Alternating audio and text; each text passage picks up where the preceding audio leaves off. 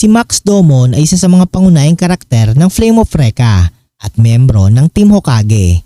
Kilala siya bilang isang napakalakas na mandirigma na may pambihirang lakas ng katawan, tibay at dedikasyon sa kanyang mga kaibigan. Bagamat hindi siya kasing teknikal ng iba pang membro ng kanyang kupunan tulad ni Recca, ang kanyang natatanging pisikal na lakas at kakayang umangkop sa iba't ibang sitwasyon ay nagtatakda sa kanya bilang isang mahalagang puwersa sa labanan. Ang pinakamalaking bentahe ni Max Domon ay ang kanyang likas na lakas. Mula pa sa simula, ipinakita na ang kanyang pisikal na lakas ay higit pa sa karaniwan. Sa laban kay Fujimaru sa Urabuto Sachujin, pinakita niya na kaya niyang bumangon kahit ilang beses siyang masaktan gamit ang kanyang tibay upang takutin at gapin ang kalaban. Bukod dito, ang kakayahan niyang magtiis ng napakalakas na atake tulad ng mga teknik ni Mokuren ang gumagamit ng puno sa Uruha Moboroshi ay patunay ng kanyang resistensya. Hindi lamang ito pisikal, ngunit mental na tibay rin.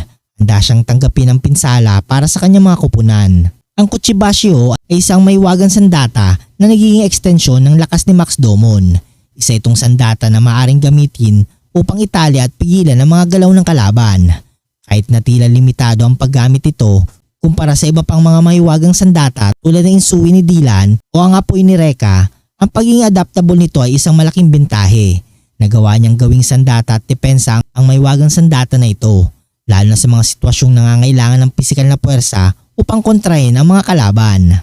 Ang potensyal ng Kuchibashio ay hindi ganap na ipinakita sa anime o manga, ngunit maaaring ipalagay na kung masasanay si Max Domon, magagawa niyang kontrolin ang haba at bilis ng kanyang mga chain upang magamit ito sa mas komplikadong paraan, tulad ng pagsasagawa ng precision attacks o paggawa ng mga traps sa kalaban. Bagamat hindi kasing talino ni Dylan o kasing creative ni Recca sa paggamit ng kanyang mga kayahan, si Max Domon ay isang mabilis na matuto sa laban. Kanyang determinasyon ay nagbibigay sa kanya ng kakayang lampasan ng mga limitasyon ng kanyang sarili.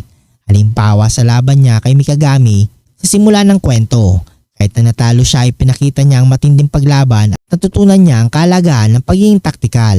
Sa mga laban sa Urabuto Sachujin, lalo niyang ipinakita ang kakayang umangkop sa mga kakaibang estilo ng laban ng mga kalaban. Isang halimbawa nito ay ang kanyang tagumpay kay Saicho ng Uruha Kurinai. Ang laban na ito ay hindi lamang nagpakita ng lakas ni Max Domon, kundi pati na rin ang kakayahan niyang gamitin ang kanyang determinasyon upang lampasan ang mas makapangyarihang mga kalaban.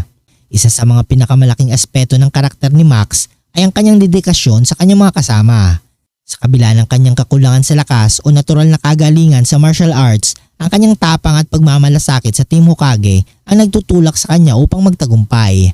Ganitong uri ng fighting spirit ay bihirang makita at maaaring mas mapalakas pa ang kanyang potensyal, lalo na kung magkakaroon siya ng mas mataas na tiwala sa kanyang sariling kakayahan. Kung pagbibigyan si Domon ng pagkakataon na mas maasa pa, posible makita siyang maging isang powerhouse fighter na may kakayahang makipagsabayan sa pinakamalakas na kalaban. Si Max Domon ay higit pa sa isang simpleng malakas na mandirigma. Kanyang pisikal na lakas, determinasyon at malasakit sa kanyang mga kasama ay nagbibigay sa kanya ng kakaibang edge sa laban. Bagamat limitado ang kanyang maiwagang sandata, ang potensyal na ito ay nakasalalay sa kanyang kakayahang mag-innovate at umangkop sa mga hamon. Sa hinaharap, si Max Domon ay may kakayahang maging isang tunay na halimaw sa labanan kung patuloy siyang magpapalakas, magpapatalino at magpapalawak ng kanyang mga kakayahan. Kung nagustuhan mo ang video ito, huwag niyong kalimutang mag-like at subscribe and hit notification bell button para updated kayo palagi sa ating video. Maraming salamat.